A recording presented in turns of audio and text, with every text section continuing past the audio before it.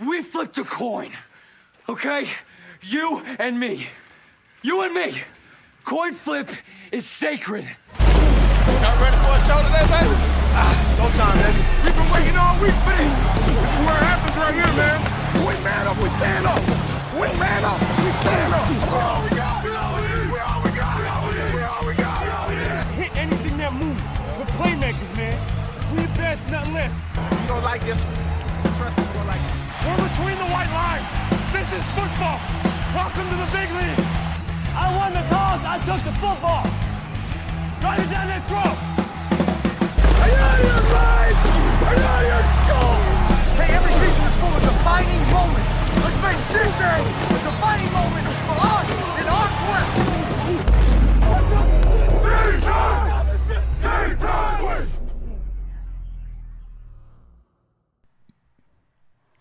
Welcome, everybody, to Week 4 of the Coin Flip NFL Week 4 main slate here. We are on a Thursday night, just a little before kickoff of the Dolphins-Bengals, which should be a entertaining game, we hope. We've had a little unusual start to the showdowns of the year, not only results with who's won, what's won, and how it's won, but the just the game. It's not been just uberly great to start the season, so hopefully you get a good competitive game. Sounds like Tua and Waddle are going to play. I have been out all day with the real job, so catching up on everything. First and foremost, I want to say thoughts and prayers out to everybody, kind of Fort Myers, that side, all of Florida really, but I just saw some of the footage of, now that they've, got some video out there, and then some places completely destroyed. So hope everybody stays safe out there.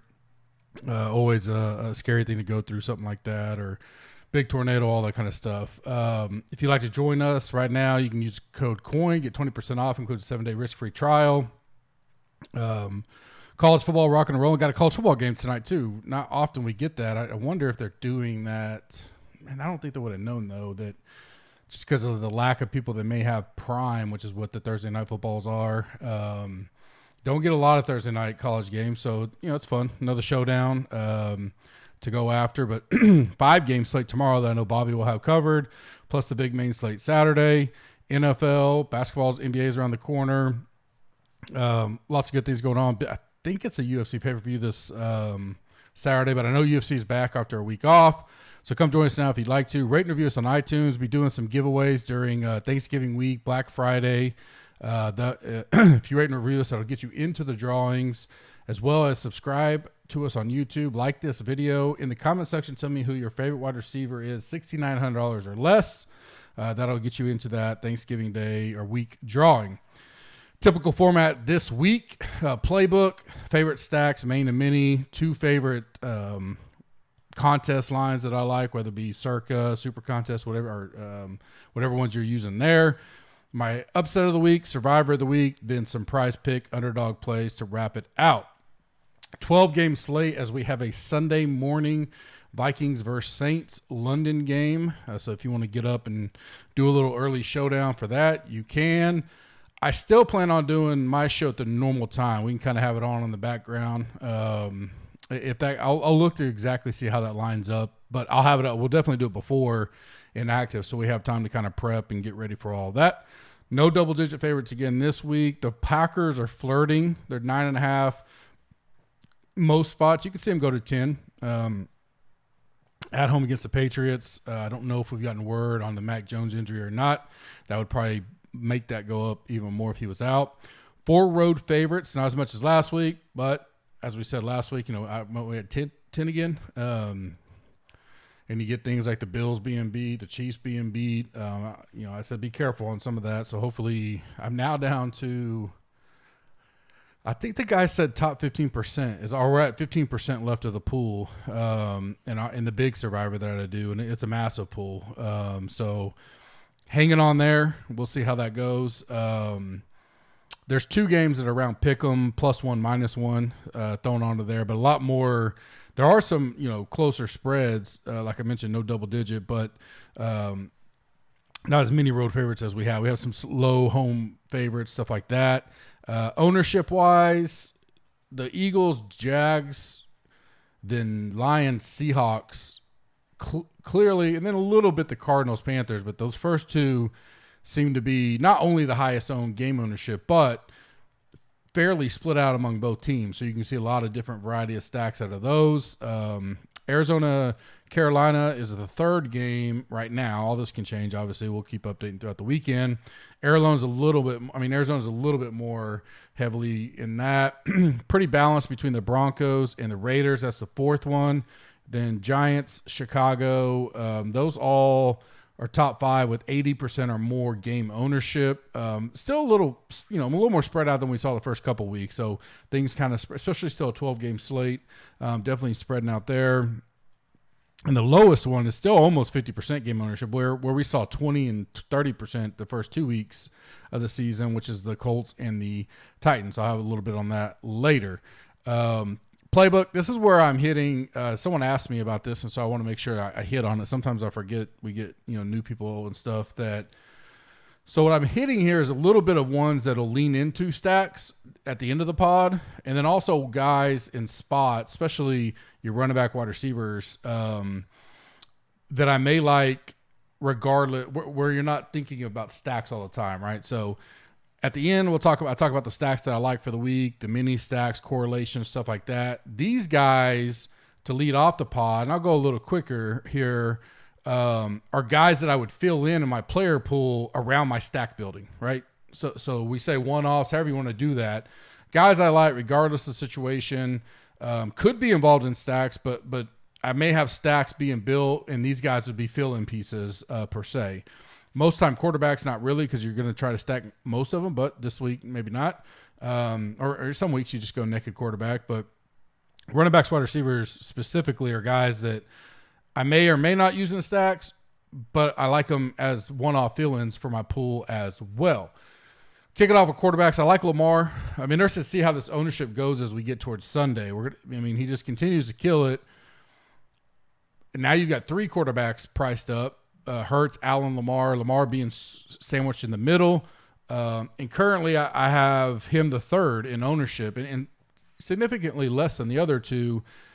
And I like him. He's at home. I get Buffalo. Still kind of a little banged up there. We need to get an updated report on their defense. But I'll go Lamar at home as a 3-point dog.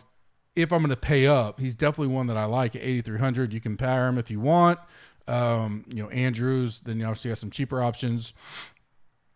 Dobbins, being back, I think will be beneficial as the season continues to go along. I like Hurts. Not off of him at all. Allen will be my fade. We'll see that. Oh, excuse me. We'll see that in just a second. So out of those three, I like Lamar the most. I still don't hate Hurst. I just don't know if I want to eat that ownership yet. And then complete fade of Allen right now. Buffalo on the road, coming off the game they had, exhausting game, all that kind of stuff. For the price, I think Buffalo go in there win, maybe, who knows, but for the price, I'd rather go elsewhere this week for the spot in the situation. If Buffalo's at home, maybe a little bit different, but that's where I'm at as we start out early. Aaron Rodgers is my next one. He's not going to pop off, and I know the offense seems to be a little more run, oriented. I get all that, but at home, 9.5-point favorites, not going to be that highly owned. I could see it being a 3 touchdown type game from him. And at the price, I don't hate it. $6,300. I got to run that 2 to 3% owned. Heavy favorites. Seems like he found something with Romeo last week. I think all that's positive to him potentially having a pretty good game this week. And that doesn't mean that the running backs won't. I kind of think it's a good spot that I like so far. Value plays, which I think will be a little bit popular this week just for so much pay-up options. Mariota, I'll go back to. I liked him last week. Falcons were one of my favorite dogs, even though they were 1-point dog or whatever, but qualified as it technically. $5,600 at home. I think a lot of people will be on the Browns in general. I just like this game atmosphere, really. I could see some stacks both sides of it. And I think he could do enough at $5,600 that with Pitts, with London coming along, a really cheap stack, and I'll have this down later, where you could put some high-end pieces and correlated pieces around it outside of that game to potentially have a really good lineup. So he's one I got my eye on. I'll mention Geno. I don't know if I get there, but Detroit has been giving up points, $5,400. upside is there, and he's got the wide receivers, you know, to get it done. And if Detroit does score, I mean, this is one of the higher totals, 48, and it forces Seattle not to rely on the run. Again, $5,400 is a good price. Potentially, we'll keep an eye on that. My fade, I already mentioned, would be Allen right now. I'd be the lightest on him, unless something significantly changes with what we think ownership looks like come Sunday morning. Running backs, it'd be Swift or Jamal Williams. It looks more and more like, again, I haven't caught up on most of today's injury update stuff. I'll be doing that tonight, kind of while I got the games on in the background. But assuming that Swift is out, I like Williams, but I think he'll probably garnish some pretty good ownership in a good spot at home against Seattle, coming off a big game. We'll see how all that works, but it may just be too good of a situation that at $6,100, I like Jamal Williams. I'll get different elsewhere. Chubb's a guy I like, so that's a potential spot in that Atlanta game. Pretty cheap stack there. You running back with Chubb, $7,900. I think they will run very well against Atlanta. Atlanta's rush D is not great. Try to control the clock and all that kind of stuff. You know, I got him at 3% right now at $7,900. He's one I got my eye on. Javonte Williams, rinse and repeat for me. Him and Pollard really, I mean, they just have a different gear. When you see them and they get the ball, you're like, why are they not getting 80% of the touches out of the backfield? I get it, Zeke. I get it, Melvin Gordon. They don't look bad, but these two look good. And he could bust one, both of them. And so he's only 7-8%. I like the Broncos a lot this week against the Raiders. $6,600. I know it's risky, but he does catch out of the backfield at times. He will be utilized there, so it gives a little bit of a boost. So I like Javonte Williams. Some values. Rashad Penny, really just because I like that atmosphere of that game. $4,900 makes it, it's appealing. The question is, does everybody that's doing that Lions-Seahawks game try to put him in to save some money? If we go Penny, we want to make sure we get unique builds around him. If you're just one-off in Penny, maybe that's the thing to do because he's cheap. He allows you to build completely outside of that. Maybe that's an option, and you don't really care how that game turns out because you're saving so much playing him. I actually like Ramondre Stevenson better. I mentioned him a couple times already this year. He's another guy. Looks explosive. I think eventually by the end of the year, he'll be getting the majority of those carries. And I think Belichick will want to keep that game as few as possessions as possible. So at $5,200 against Green Bay on the road, they're going to run both the running backs, but I like Stevenson in general, to burst one and has that physical pounding running that if they're successful running against Green Bay, he's going to keep doing it, especially if Mac Jones is out. I kind of, we'll see how that plays out, but if he can get enough carries at that price, I like him even a little bit more than Penny for only $300 more. Fade for me is Josh Jacobs. I get it. He got involved pretty good. I think Denver's D is legit, and I've been saying that this year. I think they're kind of getting forgotten because everybody's like, God, why is this offense so horrible? They're great. They're good. Very, very good and looking better. They're the only reason why Denver's, 2-1 now? So I get it with Jacobs. I think he caught 5 or 6 balls out of the backfield too. It looks appealing, but I have him as the second highest own on the slate right now, and I don't know if I want to go there because I'd rather eat like Jamal Williams. Let's say he comes in at 25%, 61. I love that game atmosphere way more than I do Jacobs going up against that tough Denver defense. Wide receiver plays, I like Metcalf again. Could one off him, could do some mini stacks, lower stacks out of that Seattle-Detroit game. I think he matches up well against them. I like CD. I think we kind of saw the game started out horrible. He drops a wide open touchdown pass, redeems himself, and I just think at home against Washington, great spot for him no matter who the quarterback is. I'm fairly certain they're not going to roll Dak out there this week. I like CD, and that could be a one-off play. I don't need any big part of that game. I just like him needing getting a lot of more catches, and maybe it's good of Cooper because they seem to get something going there late. Maybe that's even better. Christian Kirk is a guy. I kind of like this Jacksonville game this week. And I think most will go Philly side. And so a way we could get unique is still getting whatever Philly piece we want, but going a little heavier on Jacksonville. Or you could do mini correlation or just a one-off with like a Kirk or a Zay Jones. But I kind of like Kirk right now at that price, the spot. It's cheap enough off of some of the way high guys in a really good atmosphere that could wind up being a lot of passing. one note I should say, I think I kind of forgot that. If you do think Philly is true to what Vegas is expecting, touchdown type favorite, anything like that, I think games like that, and I played Travis Etienne quite a bit last week, didn't play very much or at all Robinson. Robinson breaks the big long run, right, for the touchdown. I think you could get some leverage playing Etienne this week because if it's a passing game, he needs to utilize that. I think that's more Etienne than it is Robinson. Just a side note as I was thinking about Christian Kirk there. Some value plays, Richie James. He'll probably be higher owned, but he's not dead man or anything, 4,000. Jones seemed to look his way quite a bit. We know Shepard's out. Kind of need to see what those other wide receivers and what their injuries look like. But I think James could be a pretty good play on Sunday and really one-off. You don't need to get a whole bunch of Giants and Bears, but he'll probably be 10, 12, 13%. But, another guy you could spin off if you want. I still like Zay Jones. I think he still gets a lot of looks from Trevor Lawrence. Again, if you're expecting a higher pace, passing type performance by Jacksonville, $4,200. You save $2,400 off of even Christian Kirk. I don't mind going Zay Jones there. And then DJ Chark. I think, there's some concern about Amari St. Brown. I think he plays and he does well. I mean, he's fine. Obviously, if he's out, Chark gets a big boost. And right now I got him at 3%, $5,000. The 3% goes away if Brown's out because they're going to need him to step up. But I think Chark's going to have a good role in this offense as the year continues on. They're at home. Again, against Seattle, not the best defense in the world. I think this could be a good way to get, even if Brown plays, I like a Detroit stack even more because I can get some cheap, low-owned pieces in those stacks like a Chark at 2 or 3%. My fade right now, and it'll be an asterisk because it would be London, only because he's kind of getting hyped up after last week. Although if you're going to go stack-wise, I don't mind having him in as a mix and match stack. I don't know that I get there as a one-off and just playing him solo. Pretty much just an ownership type deal with the price. We got there last week, hype, going against Cleveland this week.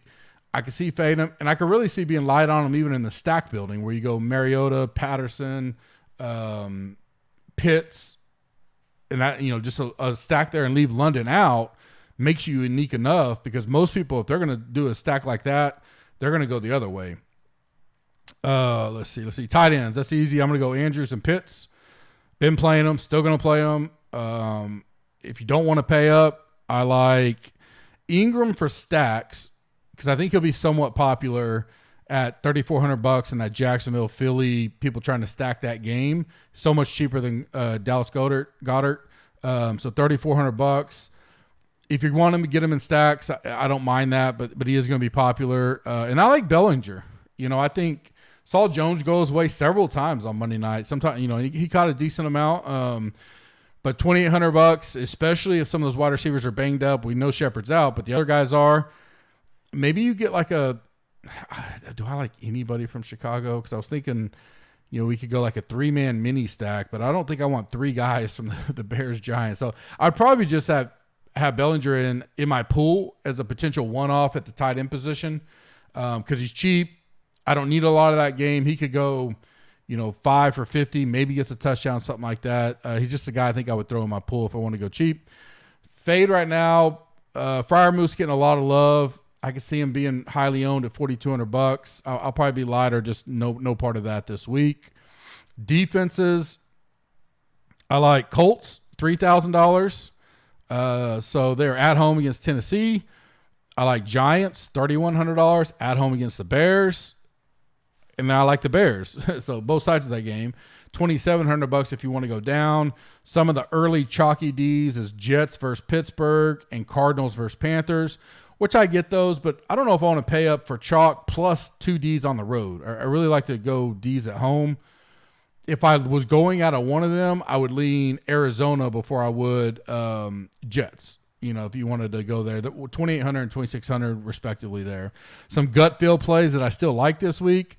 Kyler, I'm not off him. I don't know if I get there because I'm just early in the week still to see how builds go. He's going to be low owned, 4 or 5%, $7,600. I don't see many people going there. If they're going to pay up, they just go they find the $600 for Hurts. The only thing that could keep him somewhat owned is that The pay down spot would have been Herbert, but I just don't know what we're getting with Herbert. Is Herbert going to play? I assume he is on the road against the Texans. It's a $500 savings. And then the next highest owned in my rankings is Wilson. So he's kind of in la land there at $7,600. So I can see people just going, I'd rather just go cheap. I would rather go Mariota, Smith, Daniel Jones, even whoever, or pay up and make the builds there. So he's kind of on my list. Patterson, who I've mentioned a few times, I don't mind him as a one-off against the Browns, and I don't mind him in some correlated mini stacks. Aaron Jones or AJ Dillon, depending on how you feel that game goes, I like one or I like either one of them. If you think Jones could get involved more in the passing game, little bit tighter game, Patriots keep it close type of deal, maybe. More so, I lean Dillon. He's cheaper. He's $1,500 cheaper. He'll probably be higher owned. But if Green Bay gets up pretty early and often, then Dillon could be that kind of hammer guy late, just getting carry after carry after carry. So both those guys are on my radar. Do some more digging as we get the content out over the weekend. Tony Pollard, he's kind of like Javonte for me. I just love the guy, and I think he's so explosive, and I just see him getting more and more opportunities as the year goes along. While they still have wide receiver stuff, I don't know if Gallup's back. He even gets involved in the catching game too. Right now, I got him at $6,000, less than 2% owned. So he's kind of there. And Devontae Smith, I don't know if people think. I think what we saw last week's a legit potential. I don't think that's every single week, but I think that relationship's going to continue to go. And for $5,800, he's $1,600 cheaper than AJ Brown. And right now, I got him as a third of the ownership.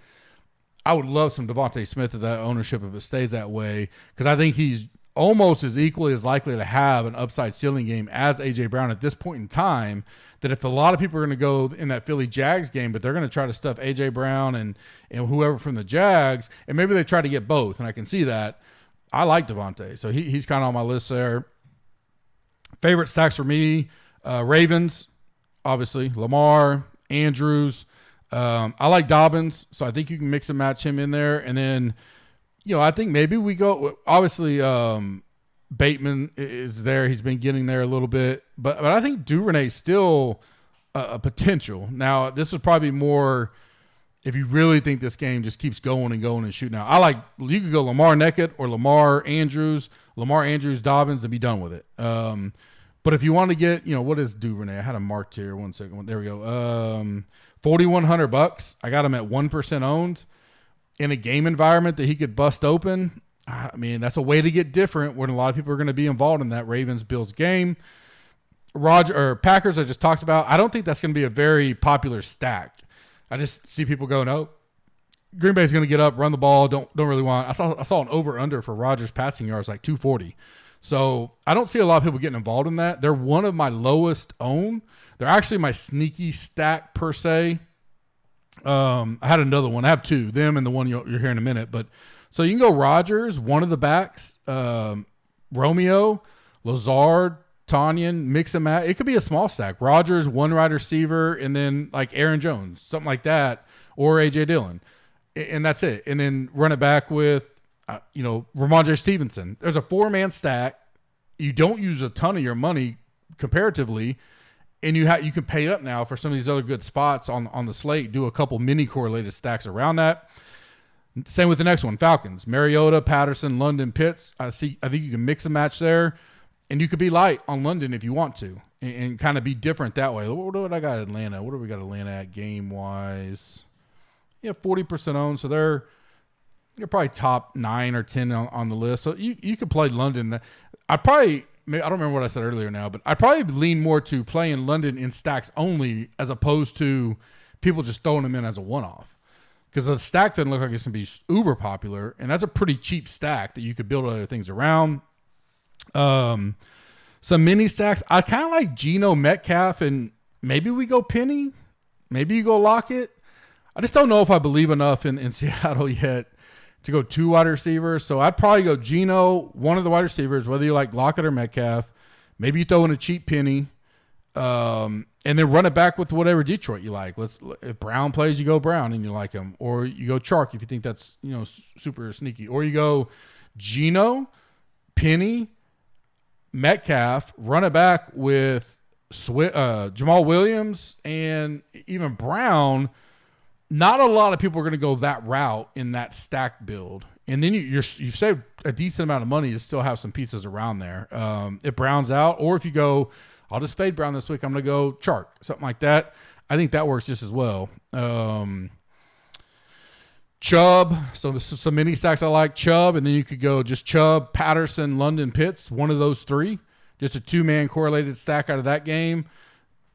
Cleveland establishes run, going to pound it. You could even go Hunt, but Chubb probably this game script goes more towards a lot of running, a lot of Chubb, and one guy from Atlanta that you think could kind of go off. You could go two and not fully stack it with Mariota and all that.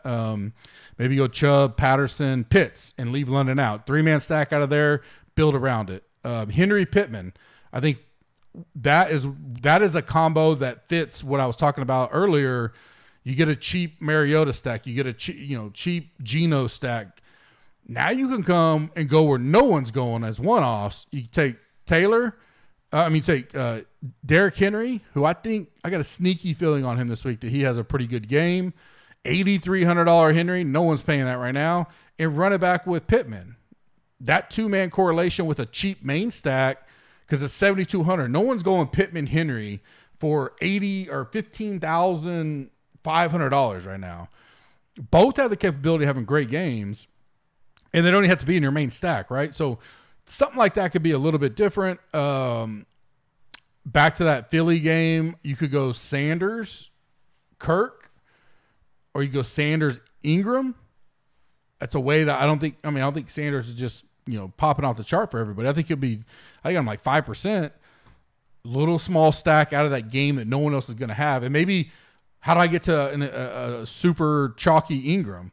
We go Sanders, Ingram out of that game, and that's it, a little mini stack, and build something else around it. That's a way to get in that environment that's going to be popular, but no one's going to have that kind of correlation. You can still do a three-man out of that situation as well. If you like Christian Kirk, Ingram, Sanders, most people aren't going to play Philly without playing Hurts. So is it, a little more risk-reward? Sure, but just giving you some ideas there. My sneaky stack of the week, I think I don't know if I do this for sure, but I like the Browns in general, and I think that game could be a little more scoring than what others think. So maybe you go Brissett, Chubb, or Hunt, throw in one wide receiver, and run it back with the Atlanta guys we've already mentioned several times. Donovan Peoples-Jones, he's $4,000. Super cheap mini stack there if you go that route. Amari Cooper, if you think Cooper's a guy relatively still low in a good atmosphere, go Brissett, who's got a little bit. He could sneak one in every once in a while. Chubb, Cooper, run it back with Pitts, Patterson, or just Pitts, London. Something like that is a way to get a little bit different in that game. My two favorite against the spread picks, I like the Broncos plus 2.5, Steelers -3. Bengals would be on there, but obviously this will probably get out right before the game starts. But I don't want to do that. So those are my two favorite, Broncos and Steelers. My upset of the week are the Ravens over the Bills. Ravens are getting 3. Survivor pick, I think if you have not used them, I think you got to go Packers. I just don't. At home, Patriots are banged up. I know it's hard to go against Belichick, just in general, but maybe Philly. I know quite a few people that used Philly last week, but Philly against Jacksonville at home. I like what Jacksonville's shown, but you would think Philly gets that win at home. But my favorite's the Packers for sure.